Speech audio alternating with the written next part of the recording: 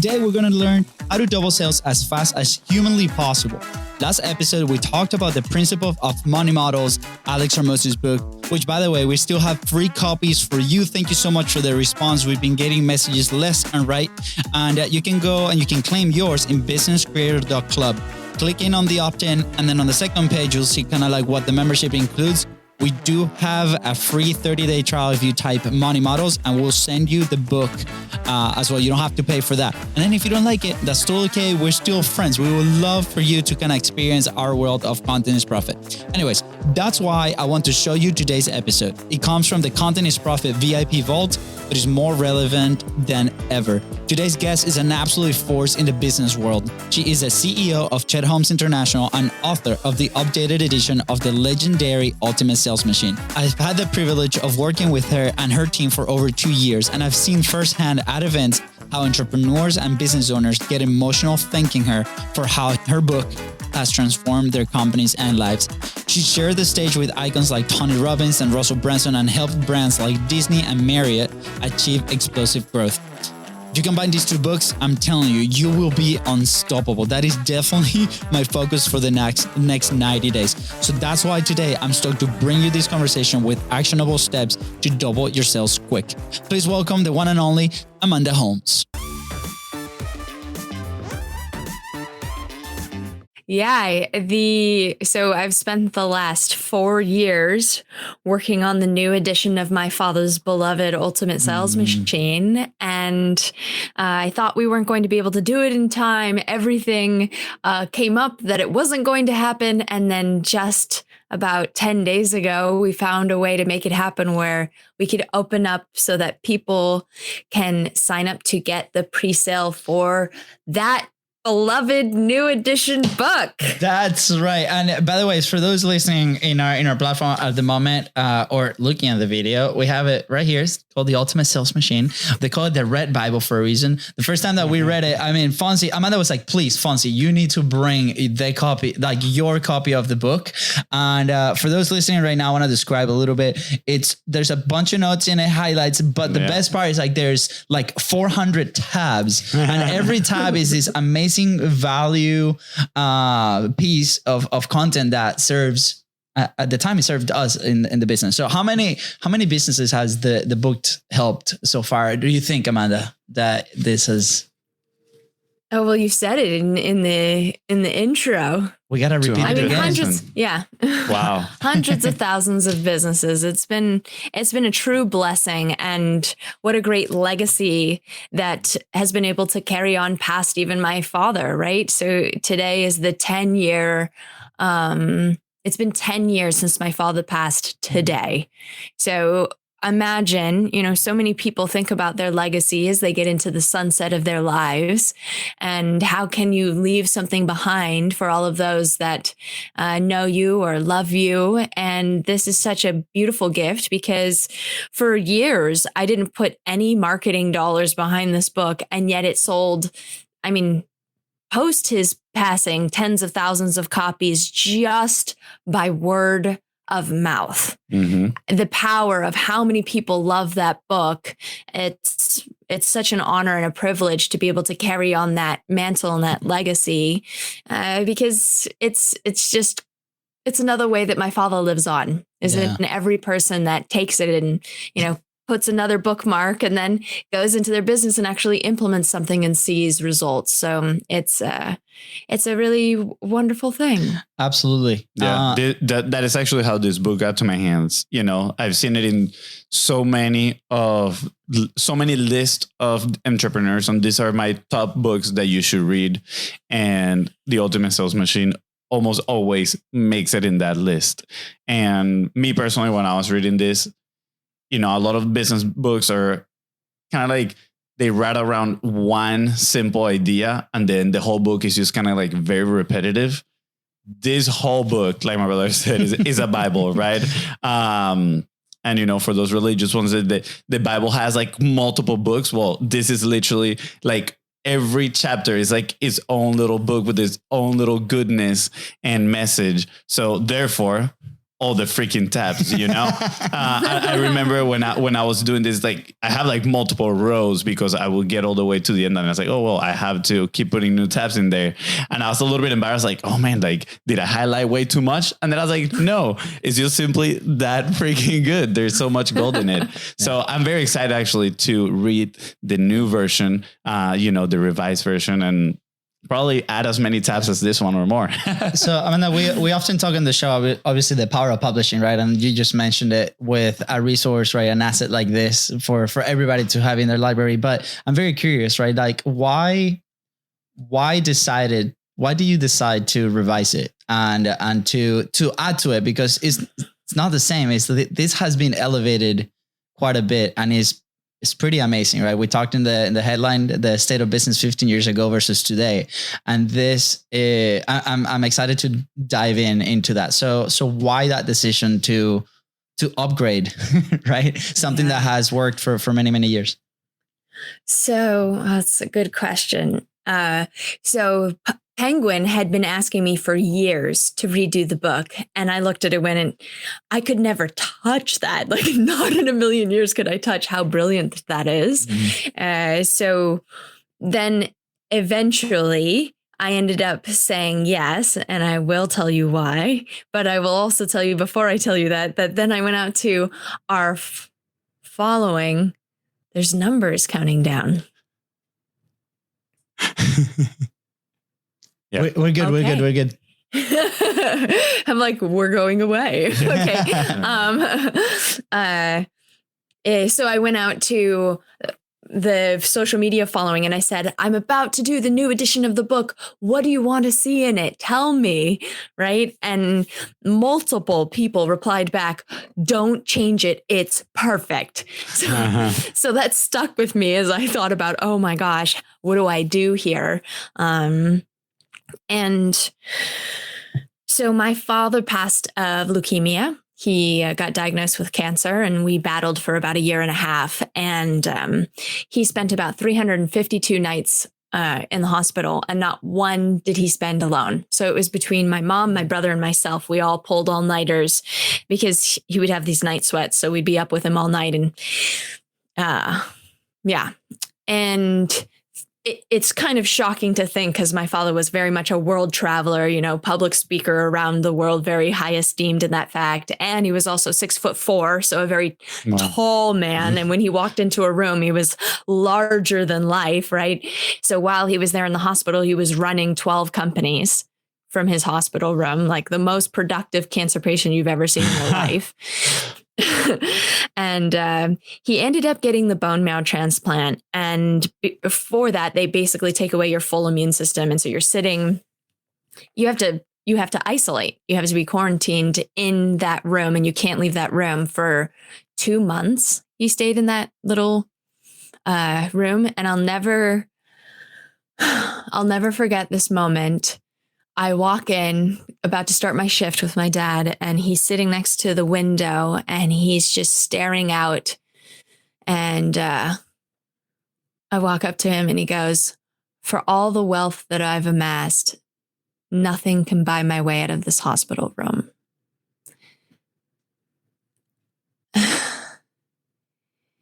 And I have tried to forget that moment. And it's just stuck with me for, obviously over a decade. It's been about 11 years now. And that was a huge reason why I picked up the book and said, I'm going to do a new edition. Because during that fight, my father did a lot of soul searching. He actually started a blog during that time, writing about his journey because he was debating between the alternative route and the more medical route. And it generated 60,000 readers in a matter of 60 days. It was absurd. And we didn't plan for that. It was just supposed to be friends and family, how they do like a Caring Bridge site and everybody gets to know, so you don't have to tell everybody. So that Caring Bridge site went to 60,000 readers.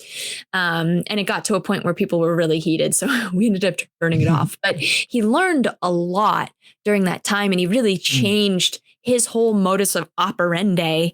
And I felt that people needed to know that man. People needed to experience what he had come away with. The next book that he was writing was actually a book on health, because we spent so much time going through alternatives and we learned so much about all these different methods. Yeah. And so I kept, when I was writing this book, I kept thinking, if my father had survived the leukemia, what would he have written in here? What would he have said? Because it was a different man. Yeah. And majority of the world didn't get to experience that man. And one night, 4 a.m., the book is due to the publisher. I had gotten a hotel room just to like really focus in on writing this to finish this. And I was searching through my father's emails, because that was the only way I really got to know his business. Was I didn't know what he thought about people inside his organization, because we never had those conversations before he passed. So I went into his email and I was just searching, give me something. And then I fell upon this letter that he had written to one of his best friends, where it said, I've generated more wealth in the last 6 months than I have in the last 8 years combined. And this is why. And this whole letter just talked about this. So I put that into the 13th chapter. Oh, wow. His legacy, the encore he never got to give. And it then took me another 2 years to come out with a book, because taking that letter and then blending it with what he's saying and then carrying it on for what is this, the final chapter is really a new chapter for where we're about to go and what life is, how that impression left for me and dictated how we've moved forward. So it's evolved over the last decade, but I'm really, really proud of that chapter. I rewrote 100 times. Wow. Literally, I have 100 versions of that chapter on my computer. And several times I sent it into Penguin and they said, no, this shouldn't make the book. This doesn't make sense in the book. You know, because I'm talking about fulfillment and life. And they're like, this is a sales book, Amanda.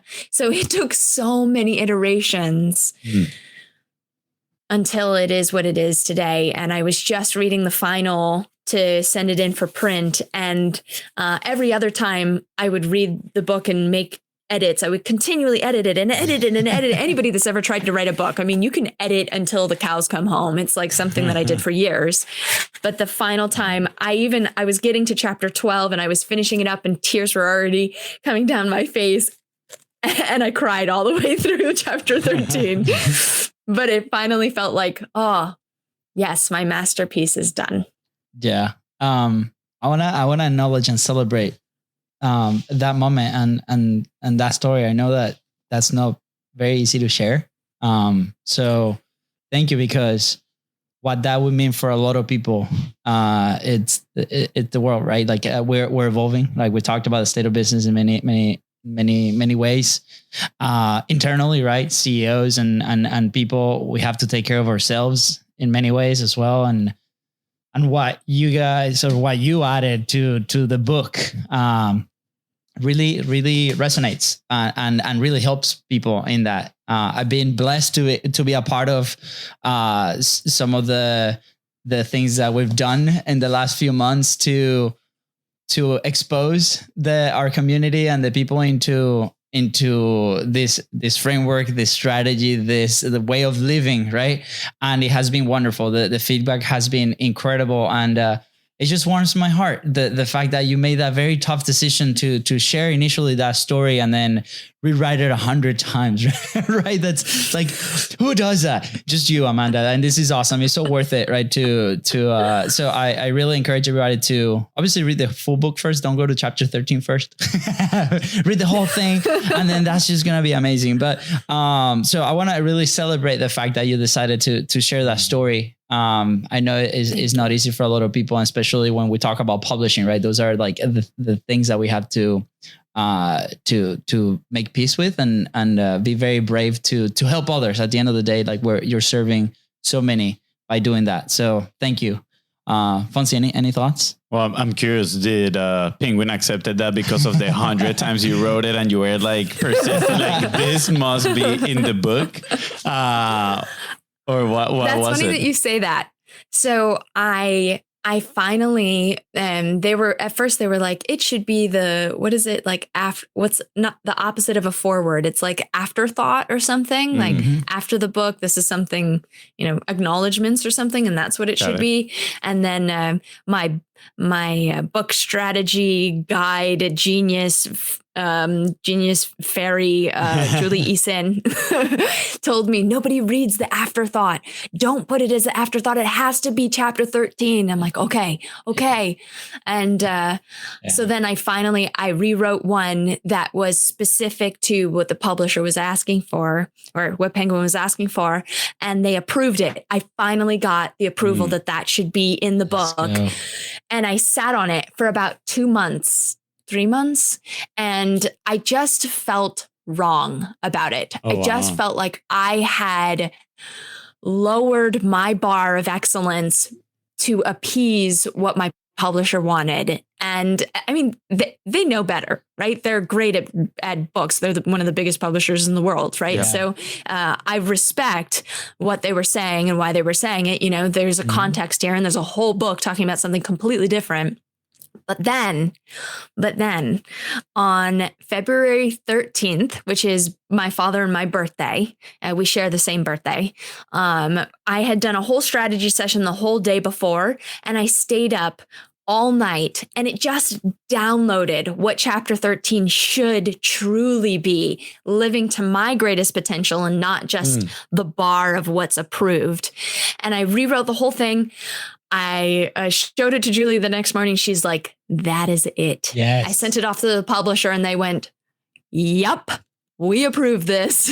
Wow. So, it came to me on our birthday. So that was really special. That is amazing. Yeah. It feels like you're channeling the whole energy in there. That's great. Wait, you said your birthday is February 13th?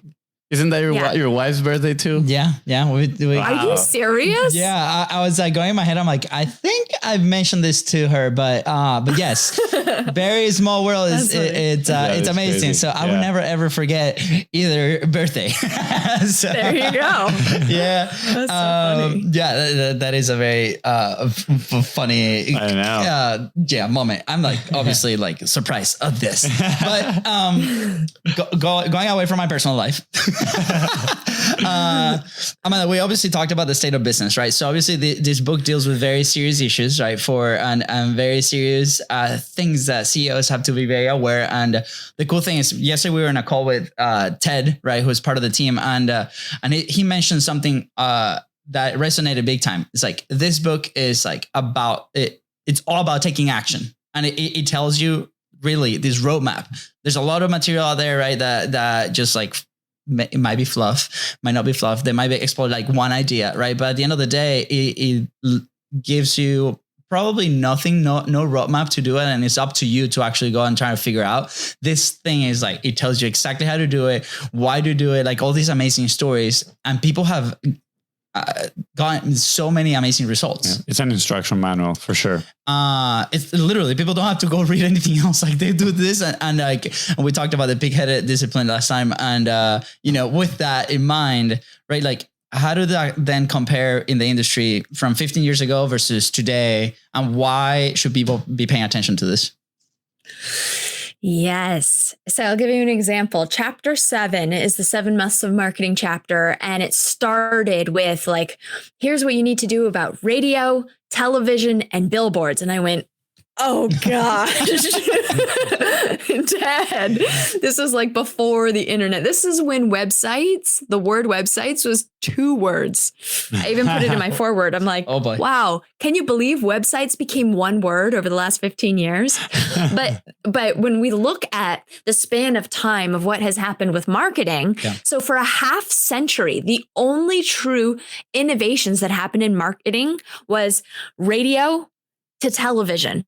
So the change in what we're doing in business was a very slow adaptation.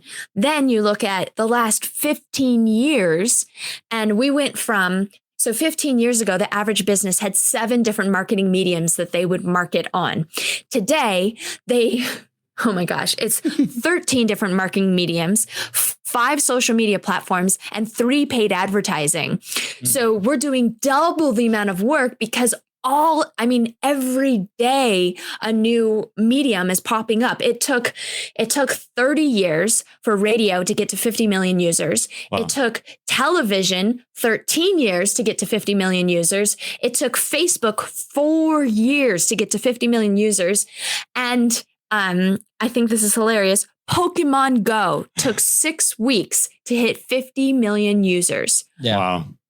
Yeah, we were part of those 50 million back then. It was pretty intense. It was very intense. Those 6 weeks. Yeah.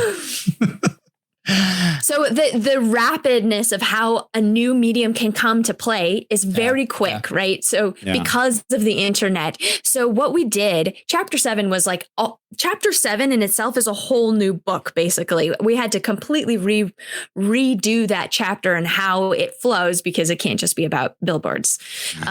So that was a huge part of what Julie Easton helped me with. Oh my God, I wouldn't have been able to finish this book if it weren't for her. So all through that chapter, what we've done is, because there's so many different marketing mediums, my father had a 5-pronged process to identify if your marketing is working or not. We took that and applied it to every subset of marketing. This is how your email marketing, just follow these 5 steps, these 5 checklists, and you will know if your email marketing is working or not. If it's not working, go back to the 5 steps, go back to the 5-prong, go back to the 5-prong. So we keep landing it back because we're so divided today on multi-channel. You need to have all of these different things running at the same time. We don't go back to the basics of, is this the right medium? If this is the right medium, why is it not working? Right? What is stopping us from generate sales from this marketing channel? So that was a big part of adding to and reworking chapter 7. It's so important, right? It can be very overwhelming, especially for big corporations, right? They might have the resources. We talk a lot about this in the publishing pyramid, right? Like whether you're an entrepreneur or a big business, right? Same framework applies. Do we have the resources? But then if we have the resources, then it becomes more overwhelming, right? Because we're dealing with teams. Where do we go? Like this big decision. So I love the fact that it is a very simple framework that we can follow to always go back and land. Is this actually working? I remember listening to a story. I listen to books, so that's why I say listening. But about your dad testing a $10,000 budget, right? And I think at the time it was in radio, and they were like, "Well, how do we know that's working?" And they divided 10 different things that they were doing into $1,000 chunks, and they would run the thing, right? And they'll be like, "Hey, are these the results that we're looking for?" If it was yes or no, then they will make the continued decision, and they will reinvest in the things that they were working. And to me, as I was listening to it, I was like, "Wow." It is simple, right? But it's not easy to do because there's so much distraction. And again, this was 15 years ago, right? Now today is even worse because we have online media, right? We had the Facebook ads, we have YouTube, we have TikTok even. What resources do we assign to each platform? How do we know the offer is really working? How do we know that we're actually attracting the right customer for our business, right? We talked about this many times. So the fact that chapter 7 is there, it makes it so worth it. Especially if we have that background. And if you're experiencing that in your business, you must read chapter 7.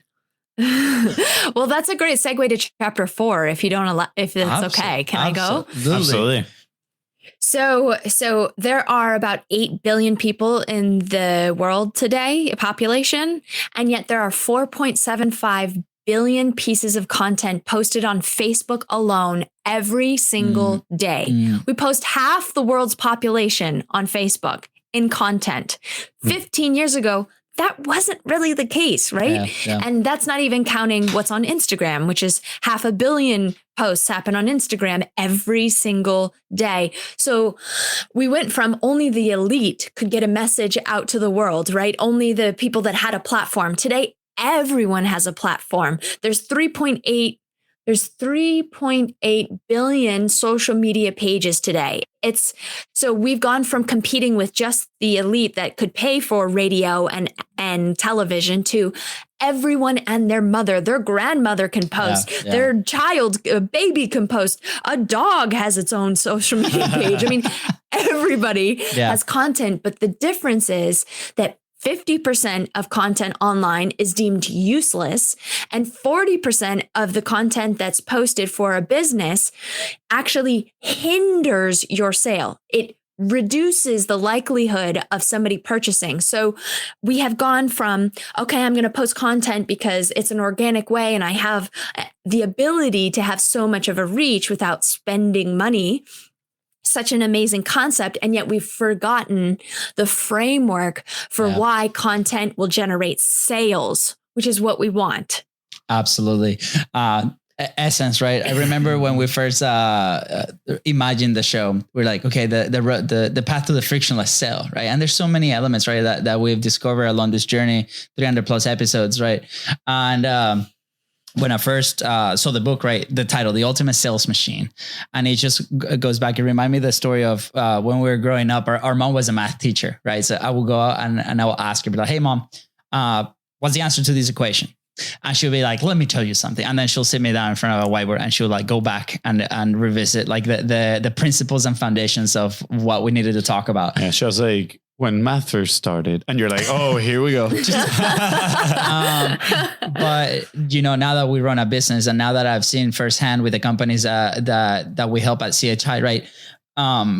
It's so important that foundation, those principles. And this revival, that's what it is that roadmap to always go back and look at these things, because the world, yes, is changing. It can be overwhelming, but at the same time, it cannot be overwhelming, because if we stay true to those foundations and those strategies, and we stay with big-headed discipline, we execute on those, right? We talk about the core story bootcamp. We talk about the Dream 100, elevated Dream 100, right? The 47-point checklist. All these things are these amazing tools that will bring it back to those principles and foundations that we can continue to execute no matter what challenges are coming our way in the business. And that's why I believe is so powerful. Do you have like do you remember maybe some cool stories off the top of your head of people that have applied this and have obtained amazing results? Yeah. Let's see. So many. I mean, I put so many different protege stories of people that have implemented the book because they've done such magnificent things. I had to add them in. I added in quite a few times ClickFunnels and the CEO, Russell Brunson, because I mean, they went from 0 to 100 million in 4 years, and the Dream 100 was one of the most successful strategies that they used to make that quantum leap. So I do put them in there quite a bit around the Dream 100 chapters. So chapter 6 and chapter 8, and really help people better define how to deploy the Dream 100, because so many businesses, they just get stuck on the first step of how to get that list of 100. So I go into that and how to find the list and how to narrow down the list so that you make sure a checklist to know if it's the right list. But yeah, that's a great one. Another one I put in there about a client that during COVID, their business shut down as super dentist. Their business shut down as a dentist office, and the CEO, Kami Haas, decided to try and get some press, and he started talking about the link. So there was a link because we did a core story for him. He knew that there was a link between the health of your mouth and your lung capacity. And so half of the population, it's something like you're 8 times more likely to die of COVID if you have gum disease. And 1 in every 2 people has gum disease in the United States today. And so one simple thing you can do to avoid COVID is just brush your teeth for, 3 minutes, twice a day and floss. And this message was not out there at all. And when he started using that market data to get in front of press, he ended up, he got like $500,000 in press all over the country. He was speaking on every news station because he was using that market data with this story to educate the public on something that's relevant and important to them. And then he also talked about how he had a book coming out, If Your Mouth Could Talk. And if you guys want to read something fascinating that you would never think you would care so much about your mouth, however, it affects your entire body. And it'll have a ton of market data because that's what he did with his core stories. He put it into a book. So If Your Mouth Could Talk. But I do talk about that in the book too. A bunch of stories. I have so many stories that I sprinkle through there. Yeah. I love it, right? Because, if you say he started brushing his teeth recently, that's 100%. Can you tell? They're so white.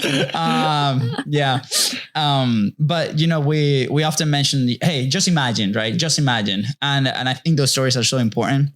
They're there because it can put you in a place where you're like, I can do this, right? I can go out and execute with. It's so important, right? Without execution, nothing happens, right? We often talk about whether that's whether that's an entrepreneur for the Contents Profit audience, or whether that's a corporation, a bigger CEO, bigger company for the CHI audience, right? It's the same thing. If we don't execute, if we don't assign the resources and we provide them with the principles and foundations to go out and kill it out in the marketplace, it might as well just, leave the book in the shelf. So please go out and execute. This part here of the conversation just made me think on like how your dad was like the OG content creator, honestly, right? Like putting these presentations, right? Like thinking about what the objections were going to be and then going and present them to, the people that he was selling. At the end of the day, that's kind of what people are doing when they are creating content. And I can't stop but thinking, your dad would have thrived in social media, I feel like. Yes, everyone says that all the time. It's interesting. So like I said before, that people have lost why they're posting and what they're doing with their content, and they're not leading it to... They should be, with every step leading back to you as the only logical conclusion, so that as soon as your prospect thinks of a product or service like yours, you are the first person that they think of.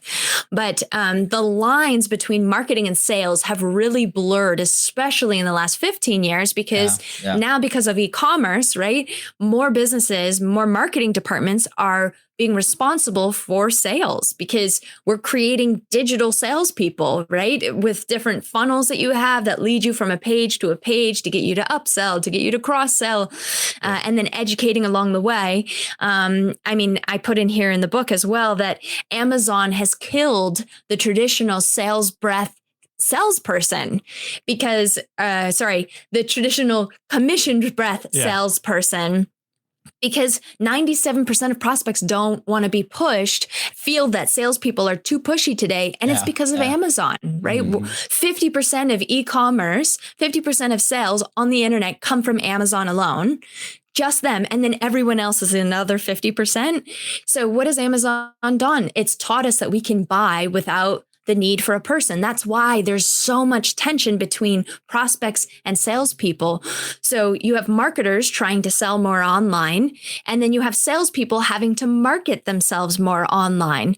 And social gives the opportunity to break down those barriers of, I'm just here to sell you.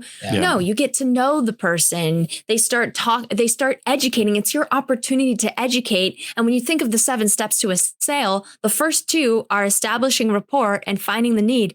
Establishing rapport means they like you, they trust you, they respect you. If you do those 2 steps, you're 65% of the way to a sale. Wow. Today, you do that with your content. You build that rapport, you build that relationship so that they trust you and they respect you by what you post online. Oh, so good. Can we do like a 24-hour version where we just like dissect the whole thing?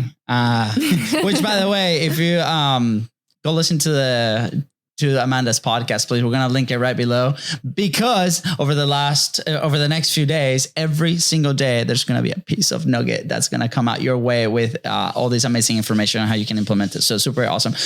There's a couple of things as we wrap up, Amanda, that I really want to tackle. Is one of your most famous frameworks, the inverted buyer's pyramid, which the first time that we saw it, mind blown. And I've seen many presentations where people see it for the first time and you can actually see their mind blowing to pieces.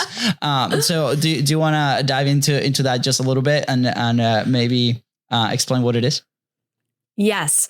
So my father taught at any given time, if you're marketing to a group of people, let's say you have 100 people in a room, only 3% of that room will be interested in your product or service at that time. 3% will be in the buying now category. Another 7% will be open to it. Just like if you made 100 cold calls, or if you posted on your Facebook page, 3% will be interested in what you have to offer. 7% will be open to it. Another 30% are not thinking about you, your product or service. The next 30% think that they're not interested. And the last 30% are definitely not interested. So you have this buyer's pyramid with all of the subsets.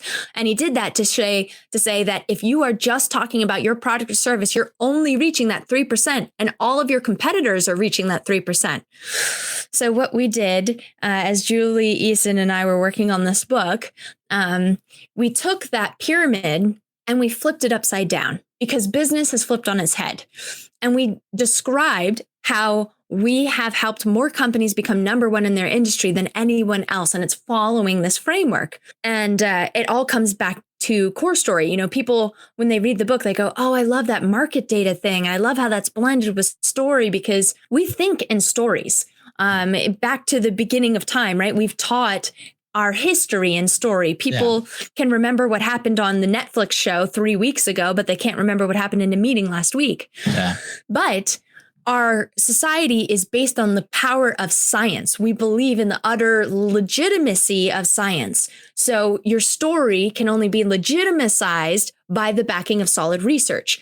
So what we do at one of my companies, Empire Research Group, is we go and we look at all of the data and we scan an entire industry. So the first step in that inverted pyramid is global pain. We want to understand what's happened over decades. And that's really to show when someone says something like, did you know that last year, 85% of businesses were in a financial struggle? Actually, 80% made less revenue than they did the year prior.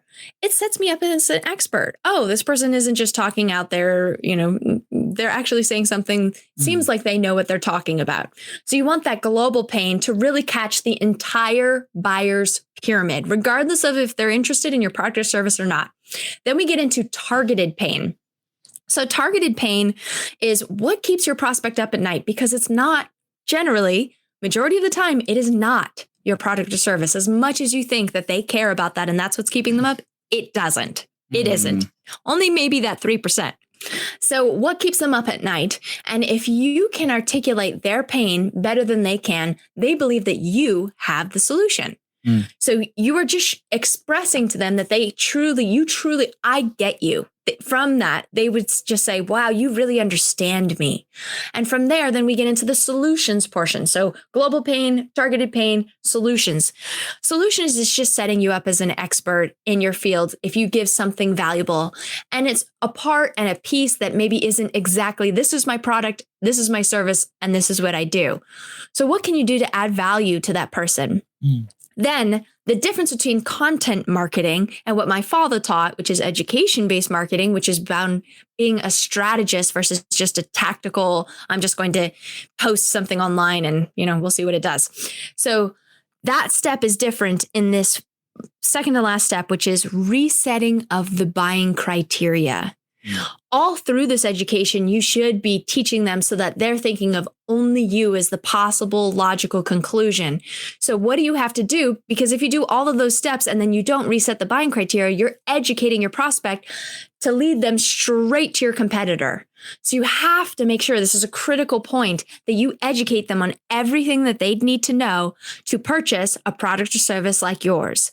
That's the resetting of the buying criteria, so that by the time you talk about your product, your service, they should already be sold on you before you've even mentioned you. That is the power of a true core story. That is the inverted pyramid, and that will be in the bonus chapter in chapter 4. Ooh, standing ovation. Yes. And that was a true golden boulder moment right here. Trademarked Biz Bros. Okay. All right, Amanda, as we wrap up, this has been so awesome and so cool to witness and experience like this whole process. And we're right there. So if you're listening to this episode today, that means that the pre-sale is up and running. So go get your book. Links right below in the description. It's in both shows. UltimateSalesMachine.com. Ooh, easy peasy. Easy peasy. Go get your copy and copies. There is amazing bonuses to be taken for you and your company and your team members. So make sure you get those before they run out. So I just want to point out that you did a really good job too when writing the book at documenting the process and like sharing with people, you know, that you were your late nights writing or very early mornings writing and, you know, some of the challenges and struggles that you had. And I just wanted to point that out because, you know, it's not about, oh, I finished the book and now I'm going into promotion mode, right? Like you've been just, and I don't see it honestly as promotion at all. Honestly, I see it as you're sharing something that you deeply care about. And, you know, once you started taking on, okay, let me update this awesome book, you started immediately sharing with everybody.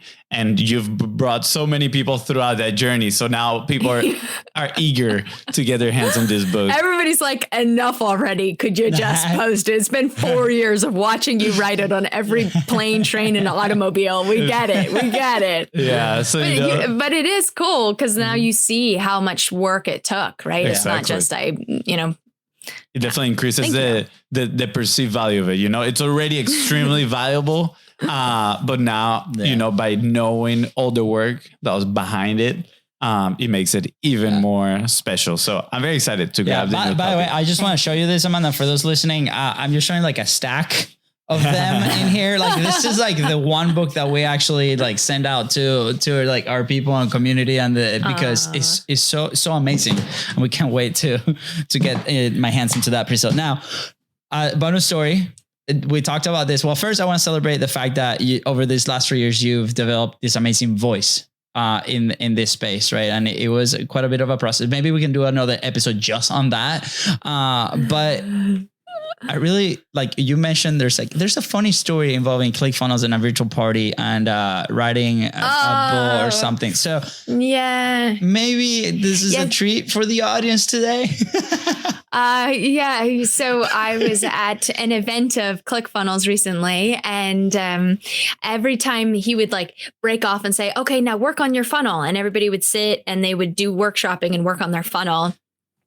And I kept watching Russell and he would just sit there and wait. And I'm like, oh man, I got to go up and talk to him. I rarely get to talk to him. He's a client, right? So we're working on his core story for ClickFunnels 2.0, but it's few and far between. And I kept just staring at him. I'm like, I really want to get up there. I really just want to say hi. I really want to talk to him. It was like driving me crazy inside of my mind. So then I finally just ran up there and said, hey, Russell, look, I put together the book funnel for the new edition. And I showed him because we were using his stickers and he's like, oh, that's so cool. And I'm like, and then it just popped into my head. I thought, I'm doing a virtual event when we launch the book and I'm going to have the biggest, best speakers I possibly can. And it would be so awesome to have you as one of the speakers. And he said, oh, well, where is it going to be? And I said, it'll be virtual. And he's like, well, why don't you have it we can host you at ClickFunnels headquarters and you can film it live from my headquarters. And I went, are you serious? For real?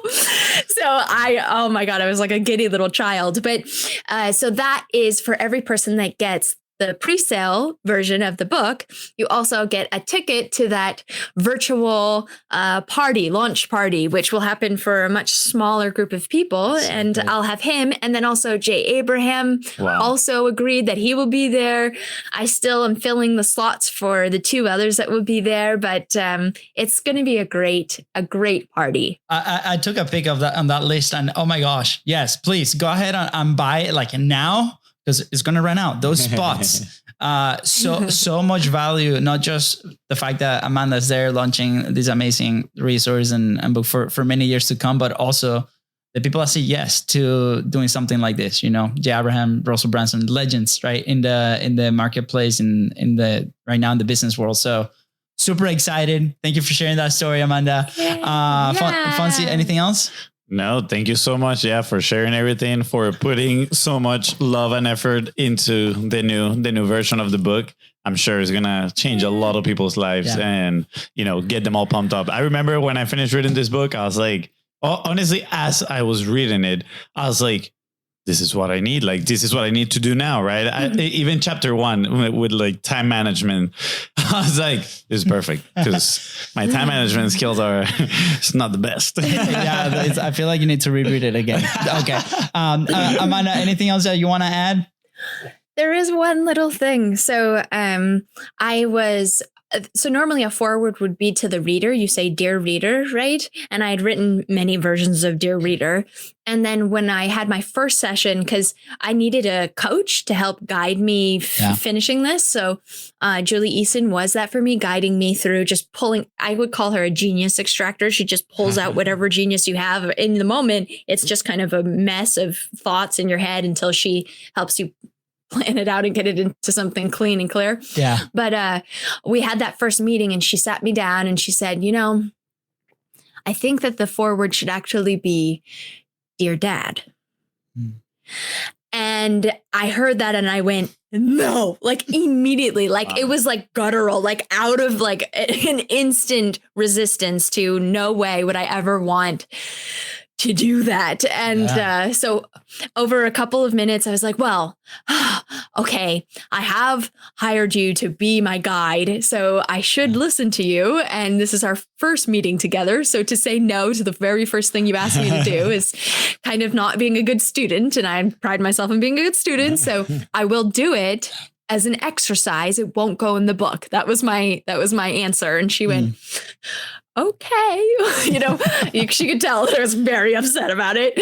And after that meeting, I went down and I was in Puerto Rico at the time, and I was sitting at dinner, and all of a sudden it started to come over me of like, oh, I think I can write this forward. And I pull out my phone and instantly it just, again, another just download came and I just start writing "Dear Dad" in a notes in my phone, and tears are streaming down my face. You ever have those moments where you just get so in the zone that it's like time just like slows and everything blurs and it's just you? Because there were some parts of my head that went, Amanda, you're hysterically ugly crying in this restaurant right now. I'm sure everybody's thinking that you're crazy. And I'm like, it doesn't matter.